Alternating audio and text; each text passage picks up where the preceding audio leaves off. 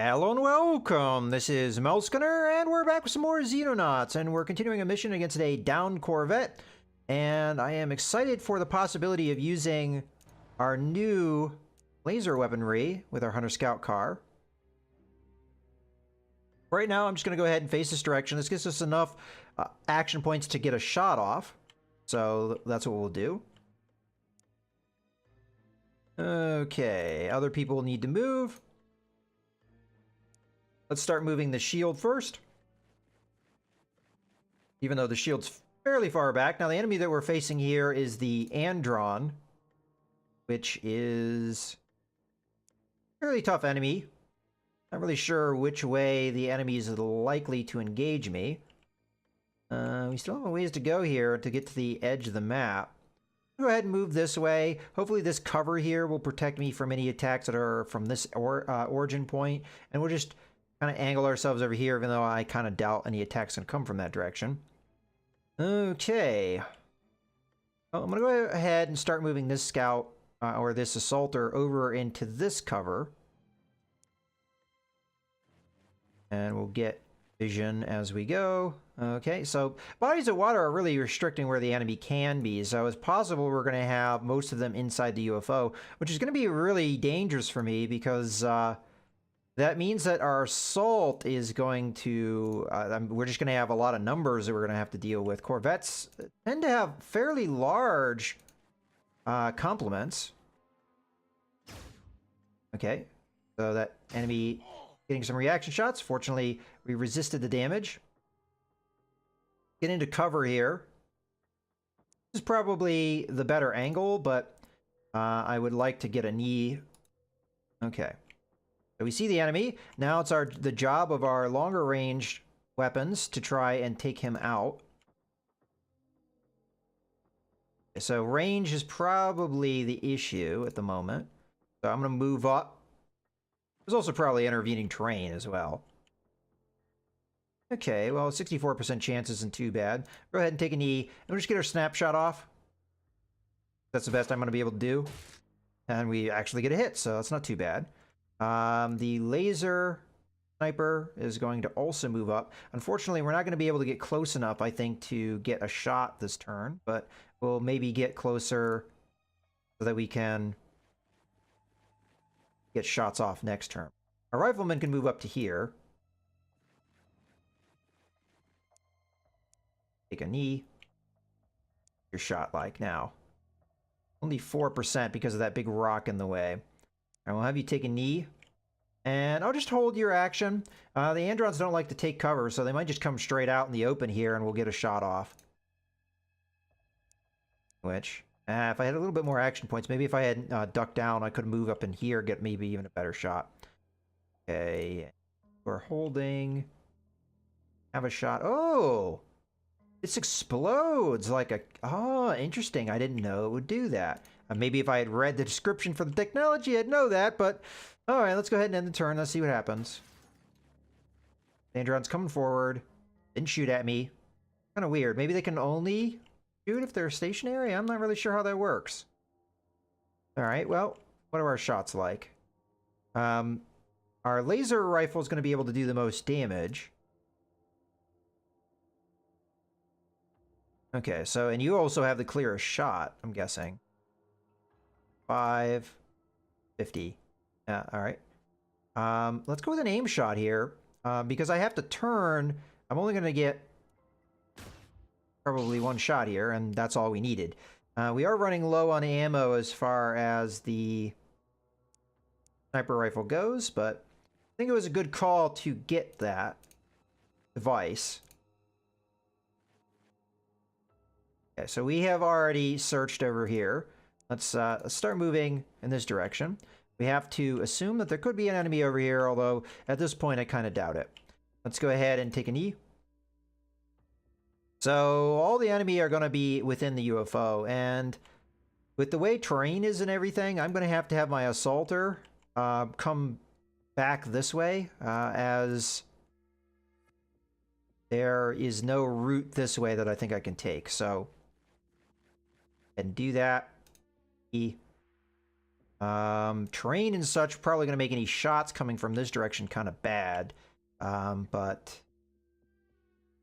it is kind of what we've got with our snipers anyway. Riflemen, I don't know if I really want to endanger in this situation, but we can move them up anyway. Try and get into a better position. Go ahead and have you take a knee, be on the safe side. Okay, so right now we're just going to need to wait for the shield. Our other sniper, I'm going to put into a position. Let's just put him in behind this rock for now. And face this way. Maybe we'll get a reaction shot off. I don't know. And you can move here and take a knee. We'll eventually just progressively move you guys into a better firing position so you can fire at anything that comes out over here. All right, I think that's good for this turn. Let's go ahead and end the turn again. All right. I mean, I'm hearing them moving around, but that's about it. This is just to confirm that there's nothing over here. We'll also confirm that I can't go this way. No, I can't. So we're going to go ahead and just move on over. Now, I'm taking a lot of precautions here just because I am a little bit worried about the enemy's ability to just hop out here and lay down a lot of fire on me if I'm not careful. Okay, you are going to start moving around this way. Get yourself into a better position. Can I get you over there now? Nope. All right, that's all right. Move you there for now and take an E, and we'll have you move over here next turn. And you are going to... No way for me to really take super excellent cover, but I could get in maybe here and take a knee. I wouldn't have any reaction shots this turn. So maybe a wiser to wait in perfect cover and make that move next turn. Okay. You, I'm going to have kind of in reserve, the idea being... I'll probably even move you in behind this rock at some future date. But I'd like to have you in reserve so that if anything goes wrong with my assault, I at least have some options. Okay, you can move on over here as I had planned. That way. I'm gonna move here. That way. All right, we've got a lot of our guys into position as best as they can be. All right, shield is going to come on up. Because I know how dangerous it's going to be, I'm more than likely going to want to wait until my shield gets into position to initiate this. As a matter of fact, I'm not even going to bother ducking here. Go ahead and have my one assaulter move up here. We're going to have a number of reaction shots if they pop this door. I'm going to have my other assaulter move in behind this rock for now. In that way. Come on, your knee. There you go. And you are just going to sit here. Sit tight until I got a better option for you. And everybody else is just going to sit tight, and we're going to see what happens. Okay. The enemy did not decide that they wanted to do anything there. I don't think the Hunter Scout car is going to be of much use to me. Where we needed to use him was over here, but I just didn't have him in position to do that. So I could move up and pop this door, and we could start our assault this turn, but I don't know if I like my options with that. Oh, what the heck? Let's go.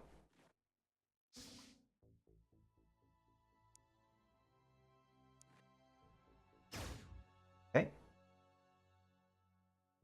All right, we see you. I'm able to fire in the Hunter Scout car's cannon in there to do some good damage to this guy. We've already drawn out his reaction fire.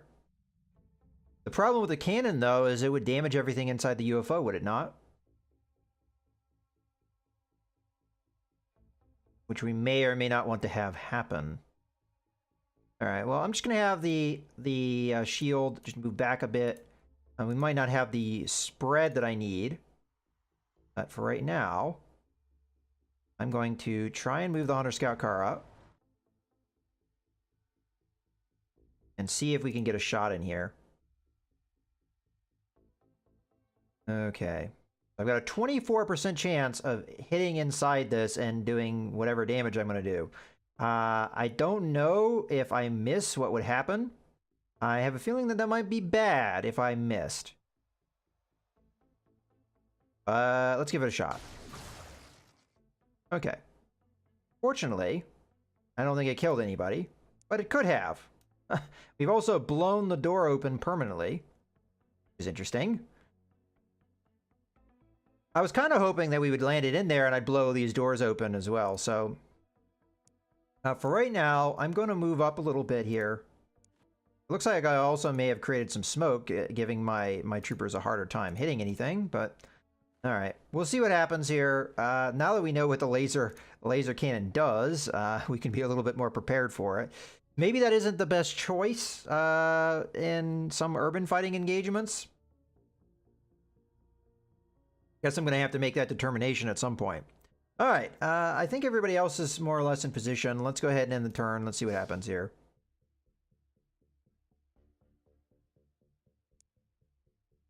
All right. So I need 58% to be able to...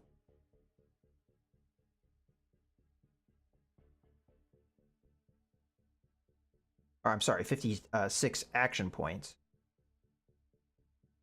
Get a better accurate. 39% is as accurate as this thing gets.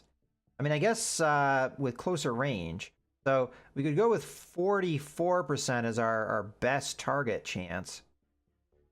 I really don't want this thing to impact in a way that it kills anybody on my team, though. What I would like it to do is I'd like it to blow all the doors open so I don't have to bother opening them. So I'm going to go with the shot one more time. There we go. That's what I'm looking to have happen. And we managed to kill it too. Okay, so we got 64,000. I might have lost some money there just doing that, destruction. But hey, the laser cannon did a lot of damage there and managed to kill whatever enemy was in there. It might have just been the one Andron. If that's the case, that's only what? 4 Andron? 4 Andron? And let's see what we've got here. According to this, there was 8 guard corpses, Andron guard corpses, and 2 of the drones, but I mean, they might have already been dead. Sometimes when you have things crash like that, they're already dead. So whatever, we get some guys promoted to major, so that's good. And we get the 64,000 in cash, which I'm also excited about. Now we have our Foxtrots coming on out to engage this UFO. They might not get there in time, but I'm going to engage this guy regardless of whether we're going to get him over land or not, because we wouldn't be able to probably get a Charlie team out there anyway with how far away he is. Look at our combat fuel. We probably more than halved it. So I'm going to go ahead and just engage this guy. I mean, I could auto-resolve, but this is going to be an easy engage either way. So we're in behind it, so it's going to have to turn all the way around before it's going to be able to engage me at all. We're going to fire off our torpedoes, which should lock on and kill the thing, and we'll get the street cred for having killed it, and it will stop abducting people and doing naughty things that make people upset, so that's good too. Yeah, so strafed an oil rig, we don't really like that, so we taught him what happens when you strafe oil rigs. All right, let's go ahead and fast forward here and get back into base.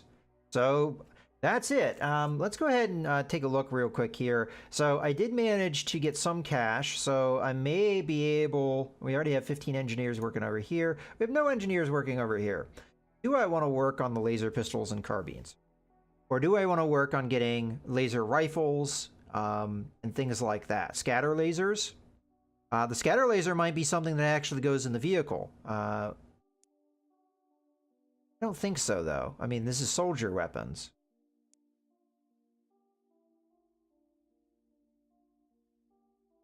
All right, well, let's go with another precision laser, as we haven't fully equipped Charlie 1 yet. Now, this is going to cost me more money than I have. But again, we are getting close to the end of the month, so let's go ahead and commence this project. We'll have all 15 in there. What are we working on the other base? Same thing. So we're likely gonna run out of money here, maybe even before the end of the month. But that's what it is. So let's structure complete. The hangar. Okay. I made that more ahead of time than I should have, but that was just okay. We've got stuff going on over here that we can't do anything about unless he strays into my radar range. Okay, we have information about the bomber UFOs. Let's take a look. So top speed, not too high. That's probably the same as the Corvette. It is. But it's even slower turning, I noticed. Okay. Durability is the same, so we have to hit it with about the same firepower to take it down. Alright, so the extraterrestrial bomber is a medium-sized UFO specialized in a ground attack role. Okay, easy prey for our interceptors. It can quickly rain death and destruction on funding nation and sour relations accordingly. So these guys will... okay, so that's the danger that they are. Alright. It employs two linked things. Okay, so this is mostly going to be flavor text. The entire craft has been designed around these weapons. Okay, blah, blah, blah. I actually believe that this is the reason why little of these UFOs survives an interception, as the remaining torpedoes tend to detonate either immediately or impact with the ground. In short, the bomber is an underwhelming combatant, but one that must be dealt with quickly. Otherwise, again, it will rain down destruction upon the funding nations, which we don't want to have happen, obviously. All right. Well, it looks like they're done over here. Unfortunately, our relationship with the Soviet Union has deteriorated quite a bit, and that is where our base is, so that would be bad.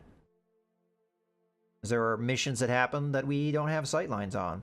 Again, more stuff happening over here. Okay, so precision laser is paused due to financial. Okay, so we've run out of money again. But we are right on the edge of... Yeah, that one's going to pause as well. Right on the end of the month. Okay, so let's see our change. So Soviet Union dipped quite a bit, unfortunately.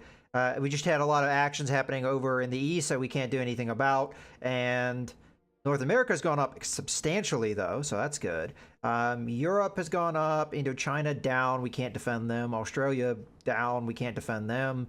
South Africa up, even though they're pretty far away. I think we've done a couple missions in their territory. North Africa up as well. We've been doing quite a bit of things there. South America, we can't defend, so they're down. Middle East up. Again, we've done actions there. And then Central America way up. Interesting. Probably we've downed a number of things over there. So with all of everything going on, we get 722,000 in cash, which... It's not enough to establish another base, in my opinion. It's 500,000 to establish a base, and then we'd only have 200,000 left. And we have a lot of things that we want to build. So let's go ahead and accept that outcome and immediately go into our construction thing here. So I don't feel like we really have too many things that we want to build. We just really need some of this research to happen, like the Shrike dropship. We need that to happen as soon as possible so that we can build them. So we're going to save our money for that. Now, I will continue to make the laser weapons, but once that becomes available, the dropship becomes available, we'll work on that in Hole 1 immediately. I am going to need to transfer over one of the Charlies when that happens. Maybe even before that happens. Prepare for that. Now, I don't know what happens if you transfer a Charlie that has assigned people in it. I'm going to assume that they would go with it. So, as a result, I'm thinking maybe it would be a good idea